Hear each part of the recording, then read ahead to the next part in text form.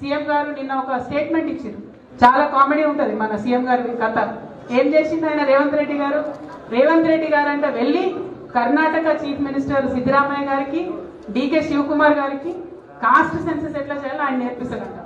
సరే పోనీ ఆ కాంగ్రెస్ వాళ్ళ కథ ఏందో మరి నిజంగానే నేర్పించిందని మనం అనుకున్నాం. మన సీఎం గారు స్టేట్మెంట్ ఇచ్చిన గంటకే రాహుల్ గాంధీ గారి దగ్గర నుంచి ఒక ఫోటో రిలీజ్ చేసి అందులో మాత్రం ఆయన లేడు, సీఎం లేరు, ఓన్లీ రాహుల్ గాంధీ, డీకే శివకుమార్, అట్లనే సిద్ధరామయ్య గారు ఉన్నారు. అంటే ఈయన అన్ని అబద్ధాలే చెప్తున్నాడు. అక్కడికి పోయినా అని చెప్తుండు, కానీ వాళ్ళ పార్టీ వాళ్ళే కామెడీ చేసి ఆయన లేనటువంటి ఫోటోని రిలీజ్ చేసింది. పాపం రాహుల్ గాంధీ గారి దర్శనం లేక సీఎం గారికి చాలా ఇబ్బందిగా ఉన్నట్టున్నది. ఏది పడితే అది మాట్లాడుతున్నటువంటి పరిస్థితి మనం చూస్తున్నాం. కాబట్టి సీఎం గారిని మేము కోరేది ఒకటే, మీ దర్శనాలు ఆ సంగతి పక్కన పెట్టి పీపుల్ ఇష్యూస్ మీద మాత్రం మీరు ఇమీడియట్ గా స్పందించండి.